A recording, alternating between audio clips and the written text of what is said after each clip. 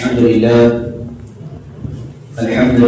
نحمده ونستعينه ونستغفره ونؤمن به ونتوكل عليه ونعوذ بالله من شرور أنفسنا ومن سيئات أعمالنا من يهده الله فلا مضل له ومن يضلل فلا هادي له ونشهد أن لا إله إلا الله وحده لا شريك له ونشهد أن سيدنا ونبينا ومولانا محمدا عبده ورسوله أما بعد فأعوذ بالله من الشيطان الرجيم بسم الله الرحمن الرحيم إن الذين آمنوا وعملوا الصالحات كانت لهم جنات الفردوس نزلا وقال الله تبارك وتعالى في قرآنه الكريم بسم الله الرحمن الرحيم زعم الذين كفروا أن لا يبعثوا قل بلى وربنا تبعثن ثم لتنبؤن بما عملتم وذلك على الله يسير صدق الله العظيم إن الله وملائكته يصلون على النبي يا أيها الذين آمنوا صلوا عليه وسلموا تسليما برشد اللهم صل على سيدنا مولانا محمد وعلى سيدنا مولانا محمد আলহামদুলিল্লাহ। সমস্ত প্রশংসা রব্বুল আলামিনের, যিনি আমাদেরকে সুস্থতার নিয়ামত দান করেছেন। সুস্থ শরীরে যথাসময়ে জুমার দিন সাপ্তাহিক ঈদের দিনে আল্লাহ রাব্বুল আলামিন তার প্রধান হুকুম নামাজ আদায় করার জন্য তিনি মসজিদে আসার মতো তৌফিক দান করেছেন এবং কিছুক্ষণ সময় দিনে কিছু কথা বলা এবং শোনার মতো তৌফিক দান করেছেন। এটার শুকরিয়া আদায় করছি আলহামদুলিল্লাহ। বিশ্ব নবীর প্রতি দরুদ ও সালাম বর্ষিত হোক। সকলে বলি সাল্লাল্লাহু আলাইহি ওয়াসাল্লাম। আল্লাহ রাব্বুল আলামিন তিনি আমাদেরকে বড় ভালোবেসে আশরাফুল মাখলুকাত, সৃষ্টির শ্রেষ্ঠ মাখলুকাত হিসাবে দুনিয়ার বুকে পাঠিয়েছেন এবং আমাদেরকে মুসলমানদের ঘরে জন্মগ্রহণ করিয়েছেন। এটা আমাদের জন্য একটা বড় নিয়ামত। তার থেকেও বড় নিয়ামত হলো আল্লাহ রাব্বুল আলামিন তিনি আমাদেরকে ঈমান দান করেছেন। কেননা ঈমান এমন একটা সম্পদ যা সমস্ত কিছুর থেকেও দামি। দুনিয়ার বুকে যা কিছু আছে, ধন সম্পদ, অর্থ, গাড়ি বাড়ি, বিবি বাচ্চা, যা কিছু আছে সব থেকে দামি হলো ঈমান। নিজের জীবনের থেকেও দামি জিনিস হলো ঈমান। কারোর ভিতরে যদি যাররা পরিমাণ ঈমান থাকে, এই যাররা পরিমাণ ঈমান এর দাম কত? এইরকম দুনিয়ার মতো 10টা দুনিয়া, 10খানা দুনিয়া তার থেকেও দামি হলো এই যাররা পরিমাণ ঈমান। ঈমানের এত দাম। পৃথিবীর বুকে এমন মানুষ আছে তার সব কিছু আছে, গাড়ি বাড়ি, অর্থ সম্পদ, বাদশাহী রাজত্ব, সব কিছু আছে, কোনো কিছুর কমতি নাই, কিন্তু তার ভিতরে ঈমান নাই। ওই মানুষটার কোনো দাম নাই।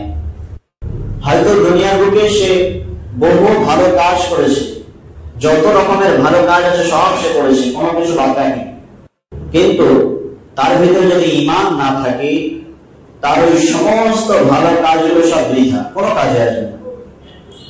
শুধুমাত্র দুনিয়ায় হয়তো তার কিছু কথা আল্লাহ রাব্বুল আলামিন তিনি দিতে পারেন,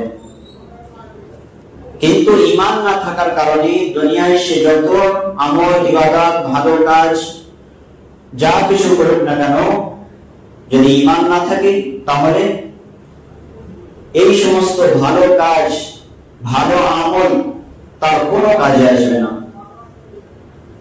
সেই জন্য ঈমান হলো দামি জিনিস। দুনিয়ার বুকে সবচাইতে দামি বিষয় সেটা হলো ঈমান। ঈমানটা কি? আল্লাহ রাসূল সাল্লাল্লাহু আলাইহি ওয়াসাল্লামকে জিবরাইল আলাইহিস সালাম প্রশ্ন করেছিলেন, মান ঈমান ইয়া রাসূলুল্লাহ, ঈমান কি জিনিস? আল্লাহ রাসূল সাল্লাল্লাহু আলাইহি ওয়াসাল্লাম তিনি হাদিসের মধ্যে ঈমান হলো 7টা জিনিসের নাম। এই 7টা বিষয়কে একত্রিত করে একটা কালেমা বানানো হয়েছে, যে কালেমাটার নাম হলো ঈমানে মুফাসসাল। এই কালেমার ভিতরে এই 7টা বিষয়কে তুলে ধরা হয়েছে। আমানতু বিল্লাহি ওয়া মালাইকাতিহি ওয়া কুতুবিহি ওয়া রুসুলিহি ওয়াল ইয়াউমিল আখির কদরিহি ওয়া খাইরিহি ওয়া শাররিহি মিনাল্লাহি তাআলা ওয়াল বা'থি বা'দাল মাউত। অর্থাৎ আমানতু বিল্লাহ, আল্লাহর উপর ঈমান এনেছি, ওয়া মালাইকাতিহি, মালায়েকা ফেরেশতাদের উপর ঈমান এনেছি, ওয়া কুতুবিহি, আল্লাহ রাব্বুল আলামিনের আসমানি কিতাবের উপর ঈমান এনেছি, ওয়া রুসুলিহি, এবং আল্লাহ রাব্বুল আলামিনের পাঠানো পয়গম্বরদের উপর ঈমান এনেছি, নবী রাসূলদের উপর ঈমান এনেছি, ওয়াল ইয়াউমিল আখির, আখিরাতের উপর ঈমান এনেছি, কদরিহি ওয়া খাইরিহি ওয়া শাররিহি মিনাল্লাহি তাআলা, ভালো এবং মন্দ তাকদীরের উপর ঈমান এনেছি। অর্থাৎ ভালো এবং মন্দ যা কিছু ঘটে সেই আল্লাহ রাব্বুল আলামিনের হুকুমেই ঘটে। আল্লাহ রাব্বুল আলামিন তিনি ঘটান, তাকদীরের উপর ঈমান এনেছি। ওয়াল বা'থি বা'দাল মাউত, এবং মৃত্যুর উপর ঈমান এনেছি। এই সাতটা বিষয়ের উপরে ঈমান এনেছি।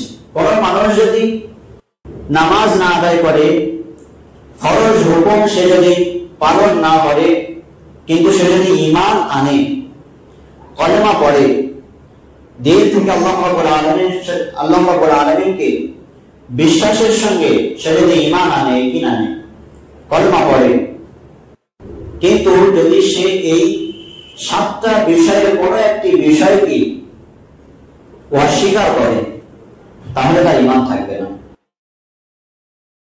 এই সাতটা বিষয় তাকে ঈমান আনতে হবে, তাকে বিশ্বাস রাখতে হবে। ওই জন্য যত ফরজ হুকুম আসে, এই ফরজ হুকুমগুলো এগুলো মানা যেমন, তার থেকে বড় জিনিস হলো এই সাতটা বিষয়কে খেয়াল রাখা, এই সাতটা বিষয়কে জানা, বোঝা, এই সাতটা বিষয়ের উপরে ঈমানকে মজবুত করা। ঈমান আনা যতটা কঠিন, তার থেকে বেশি কঠিন হলো ঈমানটাকে ধরে রাখা।